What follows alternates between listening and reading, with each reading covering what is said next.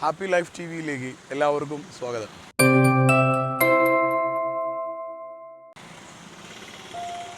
ഒരു രക്ഷിതാവ് നല്ല രക്ഷിതാവാണ് എന്ന് എപ്പോഴാണ് നമുക്ക് പറയാൻ കഴിയുക? പലരും പറയാറുണ്ട്, ഞാനൊരു കുട്ടികൾക്ക് നല്ല രക്ഷിതാവായിരിക്കാൻ ആഗ്രഹിക്കുന്നു. ഇതിനെന്താണ് ചെയ്യേണ്ടത് എന്ന് പലരും ചോദിക്കാറുണ്ട്. ഒരു രക്ഷിതാവ് ഞാൻ നല്ല രക്ഷിതാവാണ് എന്ന് നമുക്ക് പറയാൻ സാധിക്കുന്ന ഒരു ഘട്ടം ഏതാണ്? കുട്ടികൾ നന്നായാൽ രക്ഷിതാക്കൾ നല്ലതാണെന്ന് പറയാൻ പറ്റുമോ? ചില ആളുകൾ അങ്ങനെ മറുപടി പറയാറുണ്ട്. ചില ക്ലാസ്സുകളിൽ പാരൻറ്റിങ് വർക്ക്ഷോപ്പിൽ ഈ ചോദ്യം ചോദിച്ചു കഴിഞ്ഞാൽ എൻ്റെ മക്കൾ നന്നാകുമ്പോൾ ഞാൻ നല്ലതാണ് എന്ന് പറയാൻ പറ്റും. അല്ലെങ്കിൽ മക്കൾ ഉന്നതമായ വിജയങ്ങൾ നേടുമ്പോൾ, മക്കൾ വളർന്ന് നല്ല സ്വഭാവവും സംസ്കാരത്തോടും കൂടെ വളർന്ന് നല്ല ഒരു പൊസിഷനിലെത്തി കഴിയുമ്പോൾ നമുക്ക് പറയാം രക്ഷിതാക്കൾ നല്ലതാണെന്ന്. ഇങ്ങനെ പലരും പലതരത്തിലും മറുപടി പറയാറുണ്ട്. ഇവിടെ രക്ഷിതാക്കൾ നല്ലവരാണ് അല്ലെങ്കിൽ ഞാൻ നല്ല പാരൻ്റാണ് എന്ന് നമുക്ക് പറയാൻ കഴിയുക കുട്ടികൾ നന്നായതുകൊണ്ട് മാത്രം കഴിയില്ല. കാരണം രക്ഷിതാക്കന്മാർ വളരെ മോശപ്പെട്ട അവസ്ഥയിൽ ജീവിക്കുന്നവരുടെയും മക്കൾ പലരും നന്നായതായിട്ട് നമ്മൾ കണ്ടിട്ടുണ്ട്. അതുപോലെ തന്നെ വളരെയധികം നല്ല രക്ഷിതാക്കളുടെ, ഉയർന്ന പൊസിഷനുള്ള രക്ഷിതാക്കളുടെ, IAS ദമ്പതികളുടെയൊക്കെ മക്കൾ പലപ്പോഴും വഴിവിട്ട് ഡ്രഗ് അഡിക്റ്റായി ഹോസ്പിറ്റലുകളിൽ അഡ്മിറ്റ് ചെയ്തത് നമ്മൾ കണ്ടിട്ടുണ്ട്. അപ്പോൾ ഒരു രക്ഷിതാക്കൾ നല്ലതാണ് എന്ന് എപ്പോഴാണ് പറയാൻ സാധിക്കുക? ഒരു രക്ഷിതാവിന് ഞാൻ 2 സ്റ്റേറ്റ്മെൻറ്റ് പറയാം. ആ 2 സ്റ്റേറ്റ്മെൻറ്റും എപ്പോഴാണ് ഒരു രക്ഷിതാവിന് പറയാൻ കഴിയുക? അപ്പോൾ ഈ രക്ഷിതാക്കൾക്ക് പറയാം ഞാനൊരു നല്ല രക്ഷിതാവാണെന്ന്. ഒന്നാമത്തെ സ്റ്റേറ്റ്മെൻറ്റ്, എൻ്റെ മക്കൾ ചെയ്യരുത് എന്ന് ഞാൻ ആഗ്രഹിക്കുന്ന ഒരു കാര്യവും ഞാനും ചെയ്യാറില്ല. എൻ്റെ മക്കൾ ചെയ്യരുതെന്ന് ഞാൻ ആഗ്രഹിക്കുന്ന ഒരു കാര്യവും ഞാനും ചെയ്യാറില്ല എന്ന് ഒരു രക്ഷിതാവിന് എപ്പോൾ തീർത്ത് പറയാൻ പറ്റുമോ? അപ്പോൾ ഈ രക്ഷിതാവിന് പറയാം I M A better parent. 50%. അടുത്ത സ്റ്റേറ്റ്മെൻറ്റോട് കൂടെ അത് 100% ആകും. ഒരു ഉദാഹരണം പറഞ്ഞു കഴിഞ്ഞാൽ, മക്കളെ സംബന്ധിച്ചിടത്തോളം മക്കൾ ചെയ്യരുത് എന്ന് നമ്മൾ ആഗ്രഹിക്കുന്ന കാര്യം എന്തായാലും അത് നന്മയല്ല, നല്ല കാര്യമല്ല എന്ന കാര്യത്തിൽ ഉറപ്പാണ് നമുക്ക്. ഒരു ഉദാഹരണം പറഞ്ഞാൽ, കളവ് പറയുക. ഇതെല്ലാവർക്കും പറയാം തെറ്റാണെന്നുള്ളത്.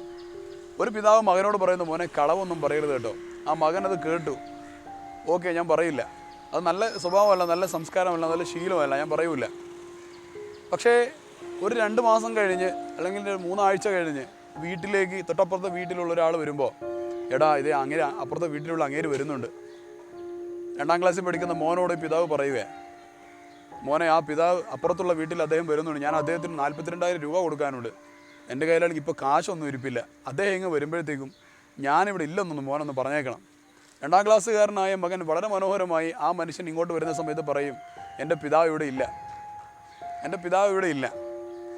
അപ്പോൾ ആ മനുഷ്യനത് കേട്ട് തിരിച്ചു പോവുകയും ചെയ്യും. ഇവിടെ എന്താണ് സംഭവിച്ചത്? കളവ് പറയരുത് എന്ന് പഠിപ്പിച്ച അതേ പിതാവ് തന്നെ ഈ മകനെ കളവ് പറയാൻ ചില സാഹചര്യങ്ങളിൽ രക്ഷപ്പെടുവാൻ വേണ്ടി കളവ് പറഞ്ഞ് രക്ഷപ്പെടുവാനുള്ള പരിശീലനം കൂടെ കൊടുക്കുകയാണ്. ഈ പിതാവ് നാളെ ഈ മകനോട് കളവ് പറഞ്ഞാൽ ആ പിതാവിന് ഈ മകനെ ശാസിക്കാനുള്ള ധാർമ്മികമായ ഉത്തരവാദിത്വം അല്ലെങ്കിൽ ധാർമ്മികമായ അവകാശമുണ്ടോ? തൊട്ടപ്പുറത്തെ വീട്ടിലെ ഒരു സഹോദരി പെട്ടെന്ന് ഓടി വന്നിട്ട് ഈ വീട്ടിലെ കുടുംബനാഥയോട് പറയുന്നു, എടി എൻ്റെ വീട്ടിൽ പെട്ടെന്ന് ഗസ്റ്റൊക്കെ വന്നിരിക്കുക, അവിടെ ബേക്കറി ഐറ്റംസ് ഒന്നുമില്ല, അല്ലെങ്കിൽ ഫ്രൂട്ട്സ് ഒന്നുമില്ല, നിൻ്റെ കയ്യിൽ വല്ലതും ഇരിപ്പുണ്ടെങ്കിൽ ഒന്ന് തരണേ. ഇത് പറയുമ്പോൾ ഷെൽഫിൽ അടുക്കി വെച്ചിരിക്കുന്ന ഒരുപാട് ബോട്ടിലുകളിൽ അല്ലെങ്കിൽ ഒരുപാട് പാത്രങ്ങളിൽ ബേക്കറി ഇരിപ്പുണ്ട്. ഇത് അവിടെയുള്ള ആ സഹോദരിക്കും 4ാം ക്ലാസ്സിൽ പഠിക്കുന്ന മകൾക്കും അറിയാം. അപ്പോഴാണ് ഈ സഹോദരി പറയുന്നത്, എന്താ ചെയ്യുക, ഇന്നലെ വൈകുന്നേരം വരെ ഉണ്ടായിരുന്നു, എല്ലാം കൂടി ഈ പിള്ളേർ അവളുമാരും കൂടി എല്ലാം കൂടി എടുത്ത് കഴിച്ചത് തീർത്തന്നേ എന്ന് പറഞ്ഞ് ആ സഹോദരിയെ തിരിച്ച് പറഞ്ഞയക്കുന്ന സമയത്ത് അലമാരയിലിരിക്കുന്ന ആ ഷെൽഫിലിരിക്കുന്ന ബേക്കറിയുടെ ഓരോ പോട്ടും കറക്റ്റ് തിരിച്ചറിയുന്ന ഈ മകൾ, 4ാം ക്ലാസ്സിൽ പഠിക്കുന്ന മകൾ, ഈ മകൾ നാളെ +2 പഠിക്കുന്ന സമയത്ത് ഒരുത്തൻ്റെ കൂടെ കറങ്ങി നടന്ന് റൂമിലൊക്കെ താമസിച്ച് 2 ദിവസമൊക്കെ കറങ്ങി നടന്ന് സ്പെഷ്യൽ ക്ലാസ് ഉണ്ടായിരുന്നു എന്ന് പറഞ്ഞ് കറങ്ങി നടന്ന് വീട്ടിലേക്ക് തിരിച്ചു വന്നാൽ ഈ മകളോട് അത് ചോദിക്കാനുള്ള, ഈ കളവ് പറഞ്ഞതിനെക്കുറിച്ച് ചോദിക്കുവാനുള്ള ധാർമ്മികമായ അവകാശം ഈ മാതാവിനുണ്ടോ? അതുകൊണ്ടാണ് നമ്മൾ പറയുന്നത് ഒരു രക്ഷിതാവ് നല്ല രക്ഷിതാവാണ് എന്ന് പറയുന്നത്, ഞാൻ ഒരു നല്ല പാരൻ്റാണെന്ന് പറയുന്നത് എൻ്റെ മക്കൾ ചെയ്യരുതെന്ന് ഞാൻ ആഗ്രഹിക്കുന്ന ഒരു കാര്യങ്ങളും ഞാനും ചെയ്യാറില്ല എന്ന് പറയാൻ കഴിയുമ്പോഴാണ്. 2ാമത്തെ സ്റ്റേറ്റ്മെൻറ്റ്, എൻ്റെ മക്കൾ ചെയ്യണമെന്ന് ആഗ്രഹിക്കുന്ന ഏതൊരു കാര്യവും ഞാനും ചെയ്യണം എന്നുള്ളതാണ്. മക്കൾ ചെയ്യണമെന്ന് ഞാൻ ആഗ്രഹിക്കുന്നത് നന്മയാണ്. ആ നന്മ എന്തായാലും ഞാനും ചെയ്യണം. കാരണം കുട്ടികൾ, നമ്മൾ ചെയ്യുന്ന ചെറിയ പ്രായം മുതൽ വളർന്നു വരുന്ന കുട്ടികൾ ഏതൊരു പ്രവർത്തനമാണെങ്കിലും നമ്മൾ ചെയ്യുന്നത് നന്മയാണെങ്കിലും തിന്മയാണെങ്കിലും അത് അതേപോലെ ഇമിറ്റേറ്റ് ചെയ്ത് കോപ്പി അടിച്ച് അവരുടെ ജീവിതത്തിൽ പകർത്തുന്നവരാണ്. കാരണം they don't have any kind of sense.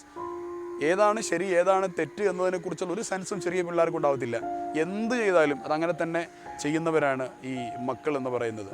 അപ്പോൾ അതുകൊണ്ട് എൻ്റെ പ്രിയപ്പെട്ട രക്ഷിതാക്കൾ, മക്കൾ നന്നാവണമെന്ന് ആഗ്രഹിക്കുന്നവർ അടിസ്ഥാനപരമായി ചിന്തിക്കേണ്ട ഒരു കാര്യം, നല്ല രക്ഷിതാക്കളാവണമെന്ന് ആഗ്രഹിക്കുന്നവർ മനസ്സിലാക്കേണ്ട ഒരു കാര്യം, സ്വന്തം മക്കൾ ചെയ്യരുത് എന്ന് നമ്മൾ ആഗ്രഹിക്കുന്ന ഒരു കാര്യവും ഇനി മുതൽ ചെയ്യാതിരിക്കുക. അവർ ചെയ്യണമെന്ന് ആഗ്രഹിക്കുന്ന എല്ലാ കാര്യങ്ങളും നമ്മൾ ചെയ്യുവാനും തീരുമാനിക്കുക. അങ്ങനെ നല്ല രക്ഷിതാക്കളും നല്ല മക്കളും ഉണ്ടാവട്ടെ. Wish you all the best. Watch and subscribe happy life TV.